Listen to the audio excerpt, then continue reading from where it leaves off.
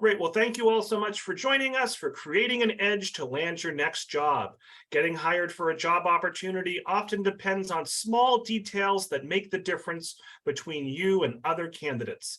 This presentation will discuss those areas in which a small improvement can have a big payoff, especially in today's world in which communication by Zoom or other video technologies is now common. By becoming more aware of how you present yourself, both in person and online, and what you communicate when you interact with others, you will gain an all-important edge and make yourself a more desirable candidate for the position you want. And this program is led by Randall Warniers, who is a facilitator and member of the leadership team at the former Acton Networkers. So all, 20 of us. Let's give a big virtual round of applause to Randall for joining us here today. And Randall, the floor is yours. Thanks so much. Thank you, Robert. It's great to be back at Tewksbury. I enjoyed the days when I used to come visit the library live, and now here we are on Zoom doing a lot of the same things. Welcome, everybody, to this afternoon talk. I'm pleased to see you. Robert, you've highlighted me, and frankly, I don't know how to unhighlight myself. I'd like to see who else is on the call, just see the names. There we go. Thank you very much. We are going to start this talk early today. Robert usually introduces new members, but I have a little bit of a deadline at 3 o'clock. I have a significant dental appointment coming up. So Robert very kindly has agreed to let me start right away and get going. So what I'm going to do is share my screen and start talking. So there we go. There we go. So take a second. Now you should see my entire screen. Does anybody not see? Oops, I'm not on my title page. There we go. Now I'm on my title page. If you cannot see the title page, let me know. It should be a full image of Boston Red Sox legendary player Ted Williams swinging the bat. If you can't see that, say something. All right, I don't hear any comments. So the title of this talk is Creating an Edge, How to Distinguish Yourself in Today's Competitive World. Let me make a comment first about any questions or comments you may have. What I'm going to ask you to do is put that information in the chat stream. Robert can monitor the chat stream. If he sees any questions that he thinks are significant, Robert is welcome to interrupt, but I would prefer to go through the talk first and then we'll have your comments and your questions at the end. So why is there a picture of Ted Williams on the first page of a networking talk? Well, I'm going to use a baseball metaphor for this talk. And the metaphor involves a little bit of mathematics. So if you're frightened by mathematics, it won't be that significant. Hold on, it won't. You won't pass out or anything. Now, what do I mean by the mathematics? Let me get my, there we go. Now, here's the thing about baseball. We're in the middle of the World Series. Some of you are following it. Some of you may not know we're in the middle of the World Series. If you ever played baseball, which I did when I was younger, you have a batting average. And your batting average is computed by the number of hits you get by the number of times divided by the number of times you are at bat. If you get 5 hits every 20 at bats, then your batting average is 250. And that's about average for a major league player. If you get 6 hits every 20 at bats, then your batting average is 300. That pretty much qualifies you as an all-star, especially if those are lifetime numbers. If you get 7 hits every 20 at bats, your batting average is 350. That is legendary. In fact, nobody in baseball has had a lifetime batting average of 350. Now, the whole idea of this talk is there's a margin of difference that's important. In baseball, the margin of difference is that extra hit you might get every 10 at bats, for example. So in this case, the difference between average and legend is 1 extra hit every 10 at bats. So my point of view in this talk is going to be about how can you make that 1 extra thing that'll make a huge difference in your job search or even in other areas of your life where you may be looking for success. Now I'm going to use a specific example real quick. When I was young and playing baseball as a teenager, I idolized a certain player named Walt Dropo. He was the first baseman for the Chicago White Sox. I grew up in Indiana, big fan of the Chicago White Sox. Walt Dropo had a very good career. He was the American League Rookie of the Year in 1950, an American League All-Star team that year, had a lifetime batting average of 270. I'm going to bet that none of you have ever heard of Walt Dropo. I know him because I idolized him as a young man. Now, I'm going to imagine that all of you have heard of Ted Williams, the legendary Boston Red Sox outfielder who had a 19-year career with the Red Sox and a lifetime batting average of 344. He was American League MVP twice. He was on the All-Star team every year that he played Major League Baseball. Now, the difference between Walt Dropo and Ted Williams as batters is that Ted Williams got one extra hit every 13 at-bats.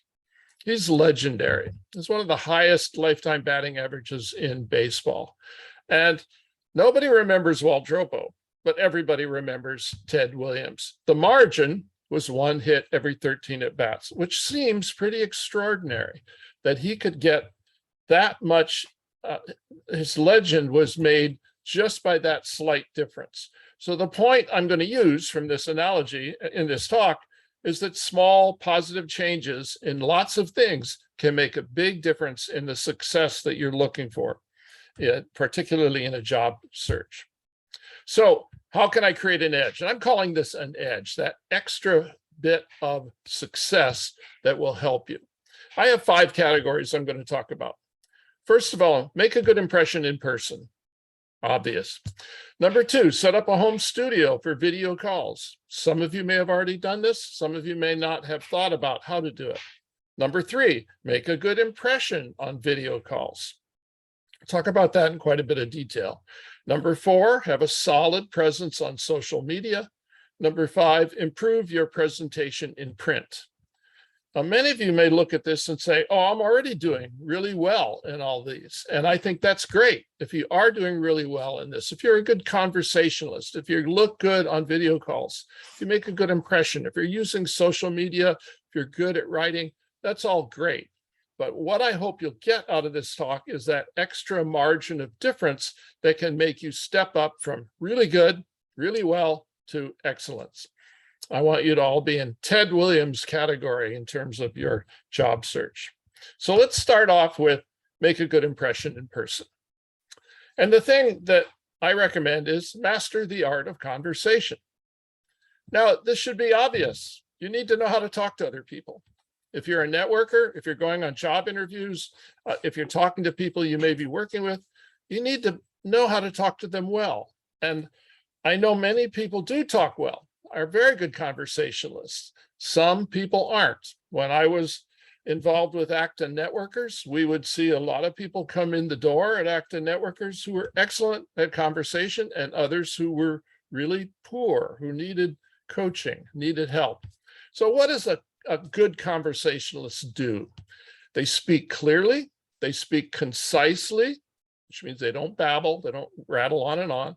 They're very purposeful in their conversation. They ask questions. They want to know who you are when they're talking to you. What do you do? They're interested in you. They make eye contact. They seek commonality. They find, how are you and this other person, how are you, the speaker, and the person you're talking to, somehow similar, related, engaged together. And they're curious and genuine.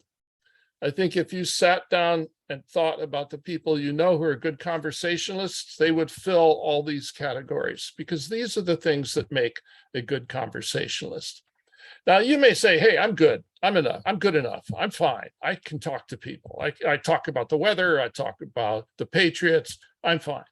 But it may be helpful to learn how to be better than fine. So I hope you'll look at some of these items and think, where could I improve? What could I do better?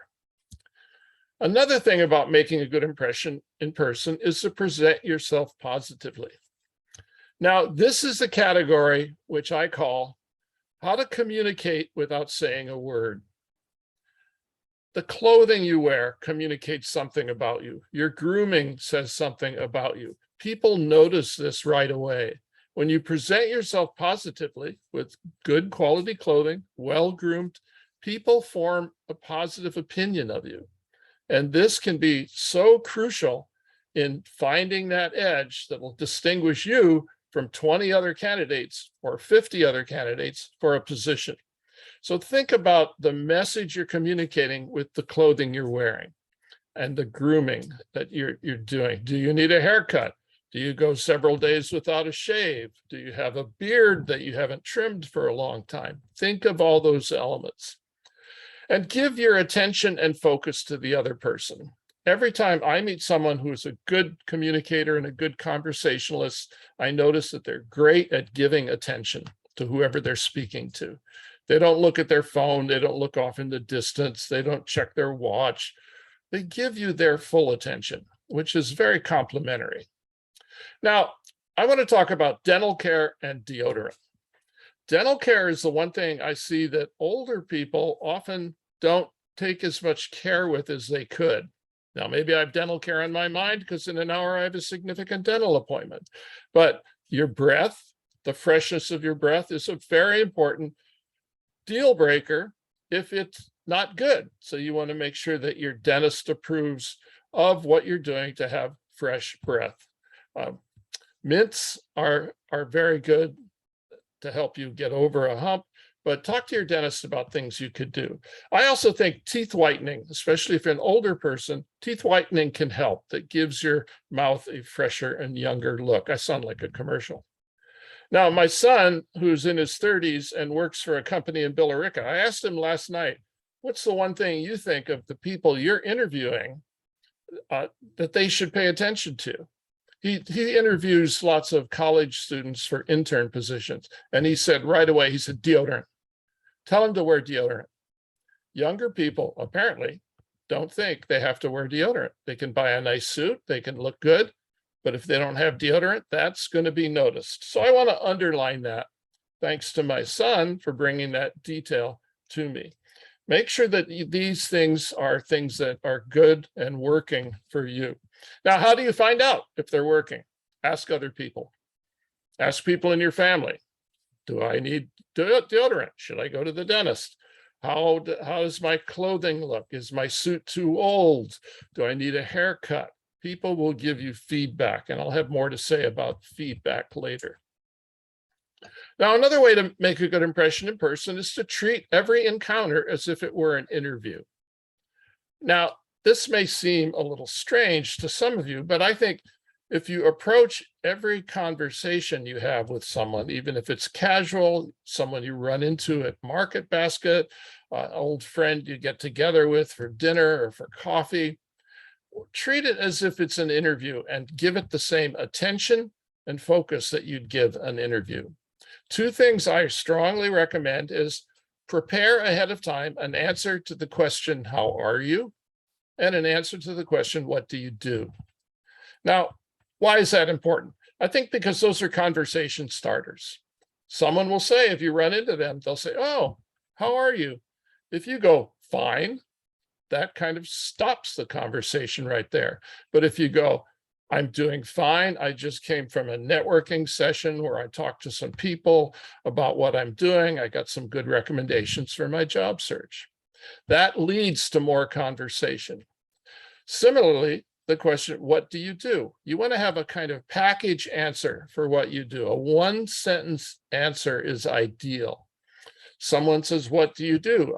I say my answer is I do freelance book publishing, mostly in the sciences. And then that leads to a conversation. If you say, if someone says, what do you do? And you say, oh, I don't do anything, I'm out of work. That's a conversation killer. It's hard, it's kind of a barrier, hard to get past that. If you have an answer to the question, then you can respond with that, and that will lead to further conversation. Another thing I strongly recommend when you're encountering someone in a conversation, let everyone know you're in a job search. Everyone should know there's no shame in being out of work. It's just you're between jobs. You're looking for your next job. So let everyone know. You don't have to get on your knees and beg them for recommendations of a place to for information or a place to apply to. but just say, I'm searching for a job in this area so that they know. You never know when they can have some help for you, some assistance. I also strongly recommend carrying business cards, clean, well-designed business cards, and carry them in a case. When I first started at Acton Networkers, when I joined them just as a person in the audience, a woman who was one of the other networkers had a business card case, and that totally impressed me. I thought that is so classy. So if you're looking for a way to find an edge that will distinguish you from other job seekers, that little detail of having a classy business card case and to have good business cards will be very important. Now, number 2 on my list, set up a home studio for video calls. We're on video a lot. You're on Zoom right now today. People have Zoom interviews all the time. So let's talk about setting up a home studio. The first thing, your couch is not a home studio. Do not do a Zoom call from your couch, especially if it's an interactive Zoom call. Now, if you're watching a webinar or a video, yeah, you can sit wherever you want. But if you're communicating with someone, you don't want to be slouched on your couch, looking like you're just almost ready to take a nap. So keep that in mind. Your couch is not a home studio. Now, if you had a home studio that looked like this, professional caliber home studio, great lighting, backgrounds, technicians that did all the work for you, this would be ideal. But we don't have that. We're not in that category. But I'm talking about our home studios that are small setups like this in a part of your house that you designate as your home studio.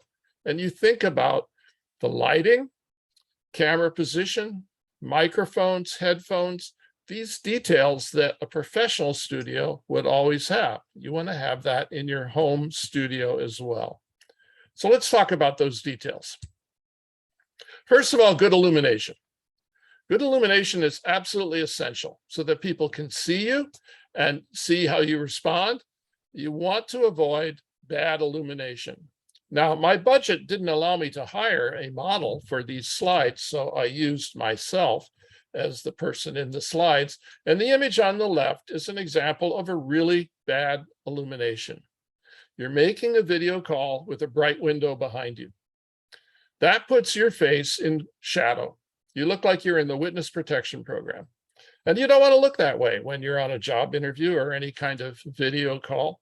You want to look well lit. So in this case, all I did in the second picture on the right was I turned around 180 degrees and I let the window light shine on my face. So the window illumination is good. Now, what's the limitation with window lighting? Well, what if you're doing a Zoom call at night and you don't have window lighting? So you want to think about bringing in your own illumination. Window lighting is fine during the day. Think about the background too. I'll have more to say about that later.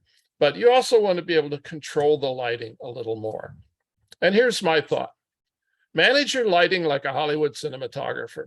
In other words, bring lights to your studio setup. A small lamp reflecting off a window shade can be completely sufficient to give a little bit of light on the scene, on you and on your face, and that works day or night. Another popular kind of lighting is what's called ring lighting, and that's what I show in the right-hand image. A ring light can be anywhere from 8 inches to 18 inches across. They're not that expensive. They give a very nice look to you. It's almost the kind of look that a professional photographer would use for photographing models. The one limitation about a ring light is if you wear glasses, the ring is reflected in your glasses, and that can look a little odd having this 2 rings floating around your eyeglasses when you're talking to people. If you don't wear glasses, ring lighting can be ideal. You can buy these on Amazon or Amazon gives you the best choice in the selection. Another detail about lighting is that ceiling lighting is generally awful, so turn your ceiling lights off. If you have ceiling lights in a room, don't use them. It's an overhead kind of lighting that produces unappealing shadows. Another thing I strongly recommend is improve the sound quality in your studio. Get a microphone, get headphones. I use a microphone and headphones right now. I use it on all my Zoom calls. I think an external microphone gives a much better sound quality, and that gives you an edge over people that just use the microphones in their laptops or in their computers. It's convenient to have a microphone in your laptop or your computer or your tablet, but often that microphone is limited in quality. It's really not that good. If you pay $50 to $100, you can get a very good microphone. The sound quality will improve tremendously and make a difference. And I guarantee if you're talking to a hiring manager who's been interviewing candidates all day, listening to scratchy audio from their laptops or their computers, and your voice quality is much better than theirs, that will help you in making an impression. And the Ted Williams factor will rise up there. Now, I also recommend you use headphones. Headphones help you hear the conversation better, and it helps you get privacy on the call. If others are in your living space, in your studio area, they don't need to hear the conversation you're having. They don't need to hear the other person's comments. Let that be private. So when you wear headphones, you can make that private. Also, headphones simply help you distinguish the sound of the call much better. Now, there are a lot of headphones. They're often called gaming headphones that have a microphone and headphones in them. So you can solve the problem of a microphone and headphones with one device. And excuse me, a lot of these devices are very good. The price point will start for something like what the guy in the picture is wearing, around $50, and go on up. And that's a small investment to get a good improvement. Camera position is another important detail, and I think a lot of people don't pay attention to this. So I want to talk about it. One of the conveniences of using a laptop is you can put the laptop on your lap and then open up the screen so that the camera in your laptop is pointing up at your face. That's a terrible camera position. Your camera position should be eye level, as close to eye level as you can get it. An upward looking camera distorts your face. It makes your eyes look sleepy because you're looking down at the camera. It also makes your jowls kind of look more prominent. And it looks like the nose is the most prominent feature on your face. The nose is the entrance to the Ted Williams tunnel in this photograph here. And you don't want that. You want Ted Williams success, not the Ted Williams tunnel look. So get your camera in a position that's more or less level with your eye. Now, how do you do that? Get a platform of some sort. You can buy laptop platforms like you see in the bottom of the picture. You can get a tripod for a phone or a tablet if that's what you use. If you use a computer with a small screen, maybe you want to put the computer itself on some sort of object or stand that will lift it up off the ground so the camera is eye level. It really makes a difference. You will never see a professional broadcast showing a camera below the person's face. Cameras are always eye level on professional broadcasts. Two other details about camera position. Image framing, as you see on the left, is important. I call this spying over the neighbor's fence look, because it looks like you're looking over a fence and seeing what the neighbors are doing. You don't want that. You want to position yourself so that your face is full and in the picture. It's if you're doing an interview or doing a conversation with a hiring manager or HR, you want them to see you. They don't want to think you're hiding or spying. Now, another important detail that a lot of people don't pay attention to is the background, as you see in the right. This is a little study room I have in my house. I have since cleaned it up. It looks much better now, but this photo is a real good example of the kind of cluttered backgrounds you often see in someone's photo, someone's video call. So pick a spot for your studio where the background is uncluttered. Clean it up, remove extraneous items, whatever you have to do to simplify that background. Another detail in the picture on the left, in this example, the door is open so you can see the entrance to the bathroom in the background. Do you want to do a video call where people are going in and out of the door, going to use the bathroom? That is not ideal. So you want to make sure your background is something that is complementing you, not detracting from you. Now here's my home studio and what I call my essentials.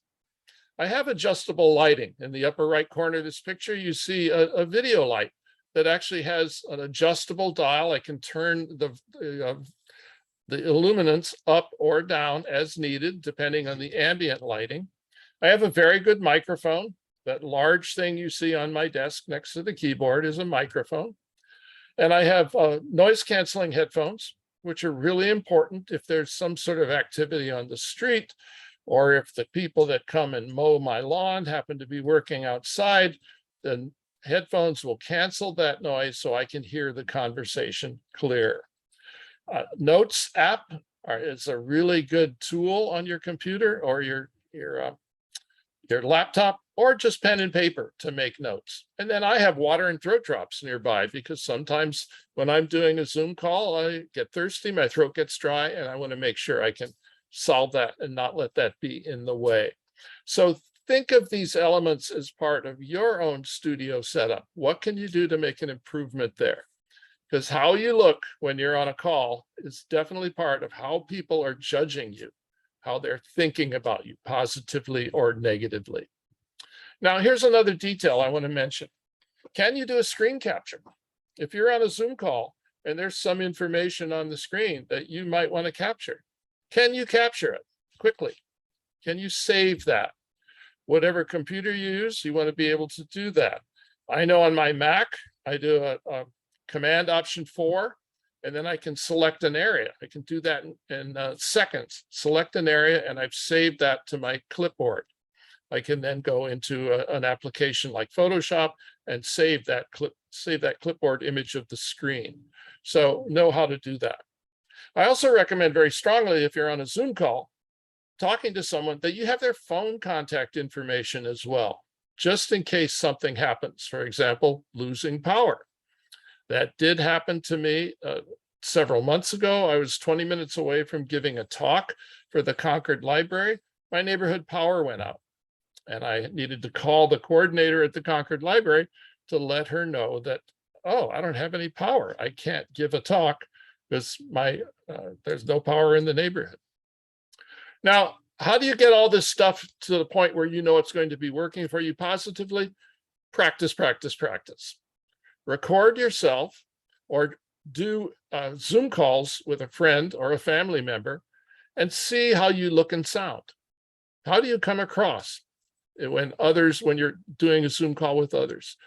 Practice that, record it, look at it, and then make adjustments, because you'll know right away the things that aren't helping you. Is your voice too weak? Is your voice too soft? Are you too loud? Is there distracting elements in the background? All those things you want to resolve before you get on an important call. All right, item number 3 on my list of 5 is make a good impression on video calls. Some of you may remember or know that the first televised presidential debates were in 1960 when John Kennedy was running against Richard Nixon. Many people claim that Kennedy's positive, authoritative presence on television in those debates won him the election, while Richard Nixon looked sneaky, suspicious, sweaty, uncomfortable. Kennedy clearly won those debates based on how telegenic he was. And that created a whole school of thought that how you look on video is important to your success. Now, in many ways, Kennedy won because he was smart and prepared, and that definitely was a factor in those debates, but also how he looked, how he came across on video was important. So you want to have that same kind of presence on your own video calls. Now, these details here about how to make a good impression on a video call are very similar to how to make a good impression in person. No surprise there. Appropriate clothing and grooming choices. You want to make sure you look good. Now, on television, celebrities, newscasters, they all wear makeup, and they wear makeup that's appropriate for television. Not all makeup works as well on television as it does in person. So think of those of you women may want to wear makeup Men, you might even want to think about getting something that kind of will take the shine off a little bit. It all helps. If it's going to land you that job, think about it. Think about whether it would work. Make eye contact with your camera when you're on a Zoom call. Make sure you look at your camera when you're talking every so often. Now, looking at the screen, that's where all the action is. That's where the other person's face is. But you do want to look at the camera to make sure that you're making eye contact with the camera. In other words, making eye contact with the other person. Get in the habit of doing that. Eliminate outside distractions as much as possible. If you have pets that are loud, like dogs, you may not want your dogs in the room with you. You love your dogs. We understand that. I understand that. But it can be a distraction if the dog suddenly hops up on your lap and starts licking your face. That may not be how you want to present yourself on a Zoom call. So keep that in mind. What can be distracting on a Zoom call can affect others' perception of you. And then be prepared for every possibility. Anything that might happen that you think of could happen. If you have a soft drink or a coffee and you like to have that next to your computer when you're on a Zoom call, coffee may spill. You may, in excitement and in gesturing, knock over a cup of coffee, knock over a 32-ounce Pepsi or whatever it is you happen to have. You don't want that. So be prepared to get that out of the way so that you don't accidentally spill something or make something happen that will affect you negatively.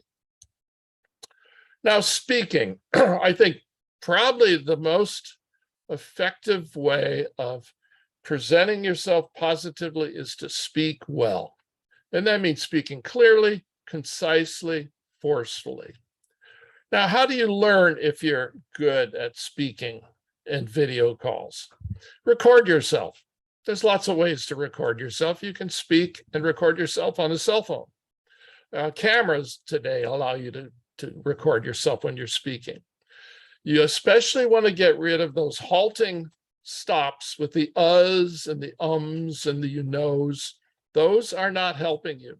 Those are interrupting your flow of speech. You want to get out of the habit of using them. And you find out that you use them by recording yourself. Also, avoid babble. In other words, don't just go on and on and on and on about something. Make sure your speech is concise. Bring it to a close. Give the other person something to respond to when you're having a conversation. That's what speaking concisely means. You say what you want to say and give the other person the space to respond. I love watching other public speakers and how they work because I learn from them all the time. Neil deGrasse Tyson, excellent public speaker on science. Arianna Huffington, wonderful public speaker. They're two of many examples you could choose of people that really do know how to speak publicly, how to communicate what they think, what they feel, what they know. So pay attention to public speakers and learn from them. TED Talks are a great way of hearing public speakers speak. So if you enjoy that format of a TED Talk, that little 18-minute format, which I do, watch TED Talks, watch one a day and get inspired by them. And again, do practice interviews on Zoom or record yourself with a phone or a camera. Keep practicing, practicing, practicing. Those are all important. Now, item number 4 on my list, have a solid presence on social media. Social media has come into a lot of criticism lately and probably justifiably, but it still is something that's important for a job seeker. And think of it this way. You want to manage your social media like a publicist. You want to present a positive, appealing presentation of yourself using social media, because if you are looking for a job and you're a candidate for a position, HR will look at your presence on social media. So you want to manage that. People say, oh, I could never use social media. I don't want to tell people what I had for breakfast. Well, of course not. You don't tell them. That's your own business. But tell them about the things you do, the things you're interested in, the things you like doing, the things that appeal to you, the things that make you an appealing person. That's how you manage your social media like a publicist. So use it wisely and purposefully for your own intentions, your own results and success that you're looking for. If you use Facebook or Instagram, post photographs that show you positively. Don't post anything where it's like you and the pals, 2 a.m. after a hockey game, and man, did you have too much to drink? And oh God, you're staggering down the sidewalk. Don't show that. Don't put that on your social media. That was probably a fun night, but you want your social media photographs to show you positively. Now, I know you've heard this before, and I'm sure all of you have this, have a robust LinkedIn profile with a great photograph.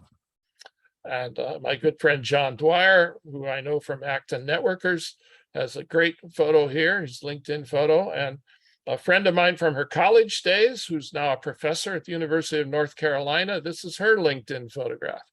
And it really communicates just how appealing, smart, and attractive she is. And that says a lot to an HR person. They say, you know, okay, this person has something going on. So that's why your photograph is very important on a LinkedIn profile. Now, I also say the robust LinkedIn profile, make sure you fill it out. Write some things about yourself that are important and significant for the kind of job you're looking for. The last item, improve your presentation in print. Now, we don't use print that much anymore to communicate ourselves. We do use resumes. We do have online applications. And I would say anything that goes into a resume or an online application, you want to make sure you've worked on that. You've managed and curated that information so it's exactly what you want to say. The famous writer Jonathan Swift from the 18th century, the British satirist and critic, his idea of good writing was use proper words in proper places. And I love the simplicity of that. It's so true. Good writing uses proper words in proper places. Also, proofread ruthlessly. Make sure there are no mistakes in anything that you submit, any application online, any resume. My own field has been print publishing. And if we got a resume that had typos in it, that resume went straight to the wastebasket. Because if you're looking for a job in publishing and you can't submit a resume without typos, that shows you don't pay attention to detail. And attention to detail is everything in print publishing. So keep your resume up to date, keep it fresh, make sure it communicates who you are concisely and effectively. If you feel you're not a good writer, get help with your writing skills, because there are lots of people who do write well, who can give you suggestions and make small suggestions that can make a difference, especially with grammar, word choice, word usage. And then you all know this, send thank you notes after an interview. Now, it's good for me to say, one more detail before I summarize. Age discrimination. I do want to talk about age discrimination. A lot of you feel age discrimination is a factor. I have a different point of view, and this is my point of view, that age discrimination for an older candidate is usually not a result of age, but the result of 4 factors, which are listed here. Low energy and enthusiasm, a limited or out-of-date skill set, high salary expectations, and a mismatch with company style. It's probably not age itself that is used as a factor against you. It's probably one of these 4 things. If you've gone in for interviews and you've walked out feeling, oh, they discriminated me because of my age. Usually it's something else, one of these 4 things. Now, here's my point of view about age at the bottom half of this slide. First of all, you're going to be discriminated in the sense that discrimination is the ability to discern what is of high quality. You can be a collector of artworks. You're going to be discriminating against the artworks. You're going to choose what is of high quality. So knowing this, knowing that you as a job seeker seeking a position with others who are also seeking are going to encounter discrimination. Think of it in terms of you want to be the person who brings the highest quality of skill, of capability, and of personality to a work environment. You want to be the best choice. That's what discrimination will be doing. It will be choosing what is of high quality. Now, I think the biggest problem for those that think of age discrimination is old behavior, acting old. And there are lots of things that constitute acting old. Some ways to overcome them are listed here, 4 particular items. Reconnect with your youthful vigor and enthusiasm. A lot of older people have low energy and low enthusiasm. That will hurt you. So just reconnect with what got you excited when you were younger. Find that enthusiasm, that excitement that you want to find. Make sure you're looking for work that you get excited about. Also, embrace change and technological advances. Things are moving quickly in our technological world. Things change rapidly. Embrace that. Embrace the fact that a lot of work today is done on smartphones, that you can be a productive worker for your job and have nothing more sophisticated than a smartphone. You can do a lot with that. Embrace that. Learn how to use that. Learn how to do it. Learn the technology of all that. Also, live in the present. A lot of old behavior, a lot of people that engage in old behavior like to tell stories about the past. I think that's a killer. Telling stories about the past is a downer, unless you happen to be a good storyteller and you keep your stories short and focused. Now, you can talk about yourself and past work you've done, but again, being concise is more important than just going on and on with the story. Live in the present. Think about what your present goals are, what you want, and don't dwell in the past. And then last and very importantly, don't complain. Abandon complaints. People that engage in old behavior like to complain, and we all know people that do that. They immediately go into complaints. So think about that if you're thinking that your age may be a factor in your ability to get a job. Think of it differently. Think of a different approach to age can be very helpful. Just step past that barrier. All right, now talked about a lot of different things, and you may think, well, how, I'm pretty well in all these things. I'm doing pretty well. Get feedback. One of the most important things in a job search and in doing all the work to find your next position is to get feedback on how you're doing. What can I do better? Now, I think of it this way. Athletes have coaches. Actors have directors. Authors have editors. People that are successful in their respective worlds have others who give them feedback about how to do it better. So to get better at what you want to do, find a coach, a mentor, guide, teacher, or a buddy group, some group that can help you improve what you're doing. I think that's so important to get feedback. Now, here's the thing about feedback. You, as a person seeking feedback, have to ask for it. And for a lot of people, that can be hard to ask, can you give me feedback? Because you feel it's critical. It's like people are going to say mean things about you, and who wants to hear that? But if you ask for feedback with the purpose of improving what you're doing, I think that will be very helpful. Second, if someone asks you for feedback, be willing to give them feedback. I think the worst kind of feedback is, oh, you're fine, you're doing great, you're going to get that next job, you're gonna do it, you're doing great. That sure is encouraging, but it's not feedback. Feedback is, man, you need a new pair of shoes. Those shoes are so beat up, or you need a new suit, or make sure you take breath mints. That kind of thing often is a little harder to say when you're giving feedback, but it's so important for the other person to hear. So it goes two ways. Be willing to ask for feedback, be willing to give feedback. Learn from the feedback you get what you can improve, and then make those improvements. Because again, you're looking for that edge, that step forward that'll distinguish you from others. Now, one last word in this talk is we all have blind spots. And the blind spots can often be the killers. That thing or those things we're not aware of can affect us. And we may not even know that they're affecting us. Some of the things that I think really affect people are speech with a lot of uhs and ums and you knows, and just not careful speech. I think that affects people more than you realize. Clothing, I think, affects people more than they realize. My son, when he talked about the interns he's been interviewing, lack of deodorant, right away, that's the thing that killed a couple candidates, because they looked good, they dressed well, they didn't take care of their body grooming. So you want to find out where your blind spots are and then take care of them before it's too late. So here's the summary.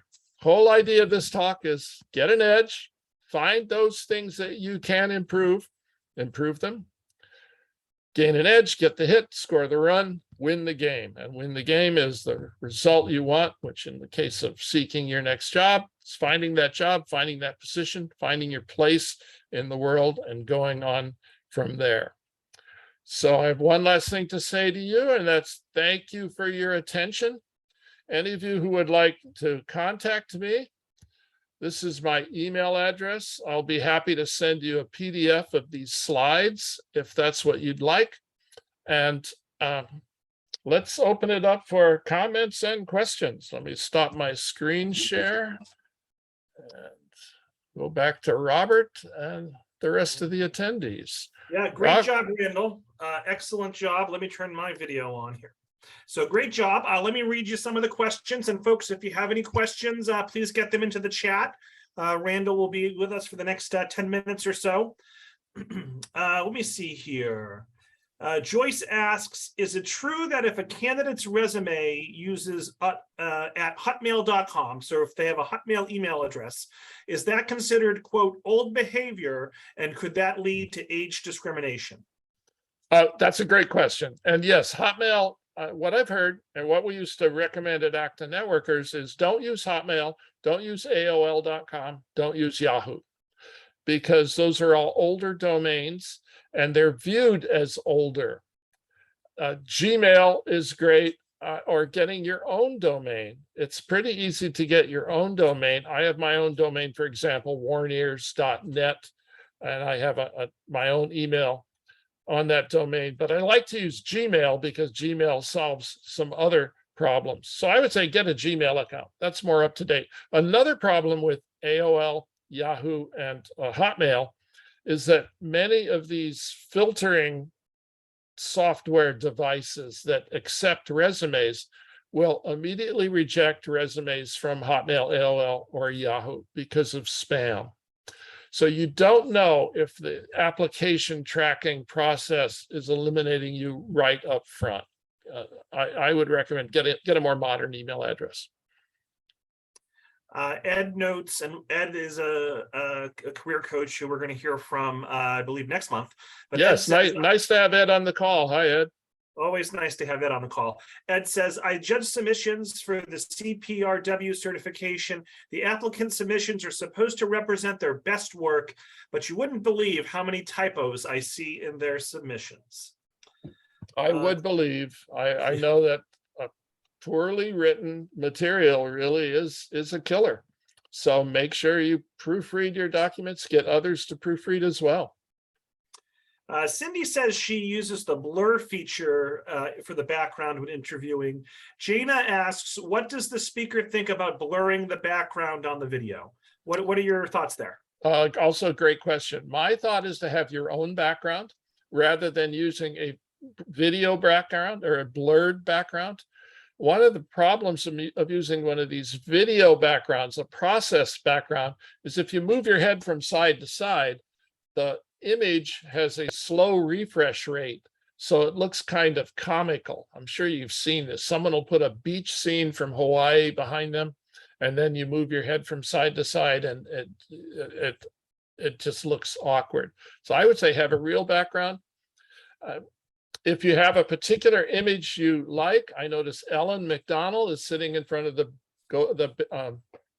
Golden Gate Bridge, which is a Yes. beautiful location. So I doubt if she's sitting in the Presidio in San Francisco at this moment, but if you have a background you're fond of and it doesn't have that this artifacting, go ahead and use it, but be careful. Make sure it does what you want it to do.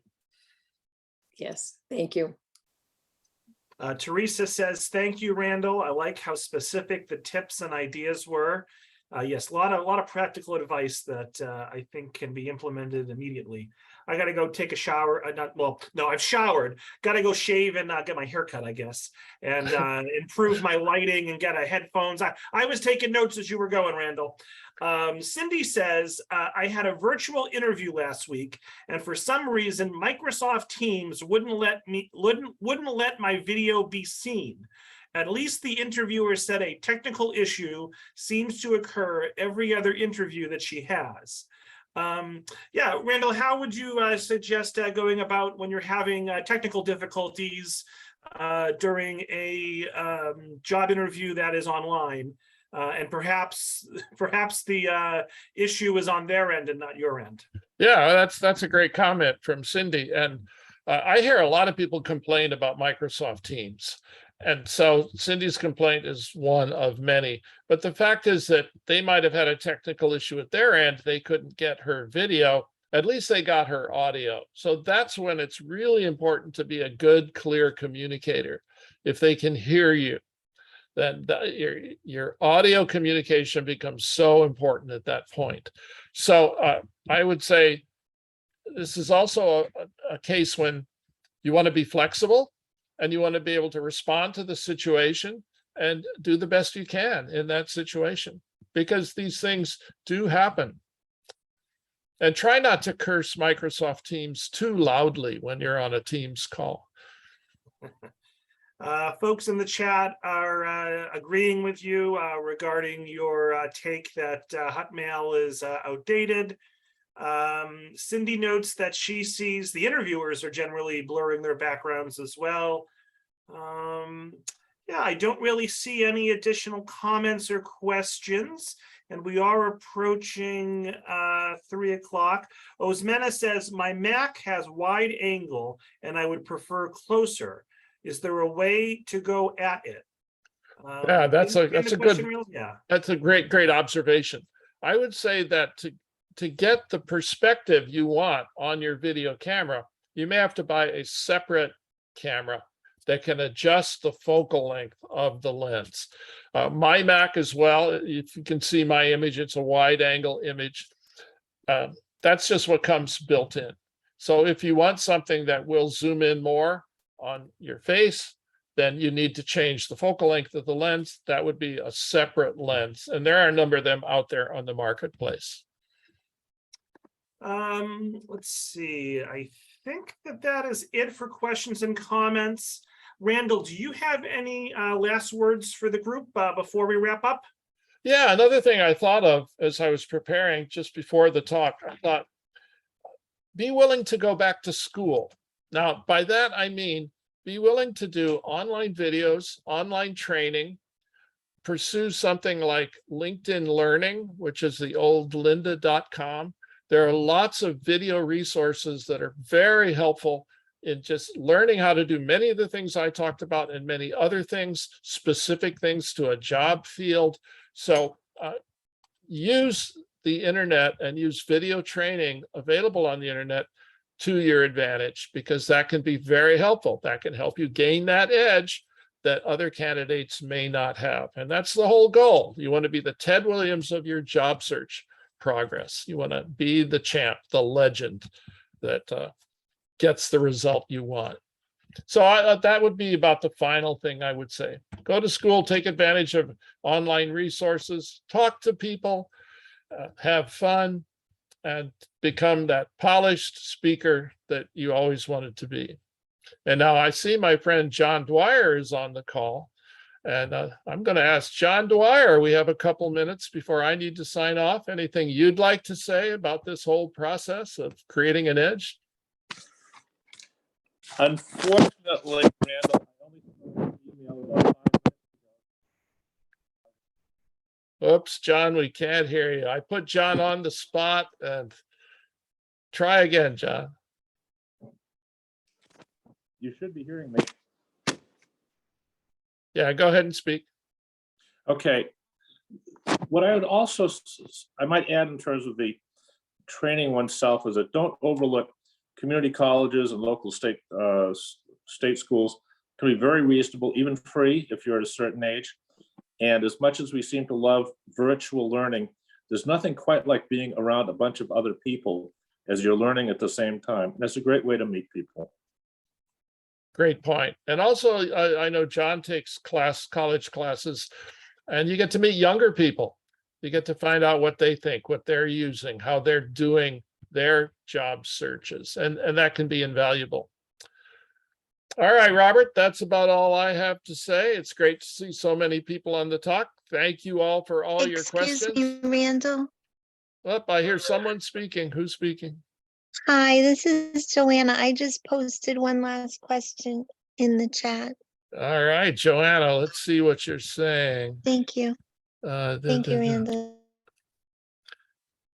Joanna, all I see from you is the word yes. So Joanna posted a couple of times, Randall. Her question was, how much did it cost to create your own domain? How did you do it? Did you have to pay a company, or were you able to create it on your own? Great question. Great question, Joanna. It cost me, what I showed you in the slide, cost me about $400, which for some of you may be a little too much. Now, I did buy slightly better equipment. I have a better light source. Randall, just to interrupt, and maybe Yeah. I was unclear. I think she's asking about the domain at warniers.com that you have, or warniers.net. Boy, I don't remember. I signed up for that 15 years ago. I think it costs $29 to get the domain per year, and then an extra cost to get the website. I thought Joanna was asking about my studio, my home studio. Oh, they're both good questions. All right, Thank the home you. studio cost me about $400. The microphone was about $100. The headphones were about $150 at Costco. The lighting source was about $100. I bought an inexpensive tripod through Amazon. So total of everything about $400 for my home studio. So thanks for the question, Joanna. Yeah, I guess domain has multiple meanings, right? So you answered both those questions, Randall. So Randall, thanks so much. Folks, look for an email from me later today with the recording, feedback survey, and information about next week's talk. Next week, on Monday the 7th, we're going to have a gentleman named Tom Dowd, prize-winning speaker, award-winning author, and trainer. Wrote a book called Displacement Day, When My Job Was Looking for a Job, and he'll be here to talk about how to build a professional network. So, and we've had Tom in the past. He's like Randall, he's very, very good. So, Randall, best of luck at your appointment. And Thank you. yeah, I hope everyone enjoys. We'll end it at 3 here, right on time. Thank you all so much, and I hope everyone enjoys the rest of their day. Bye-bye. All right, goodbye, everybody. Thanks for your participation. Thank you, everybody. Have a great day. Bye-bye.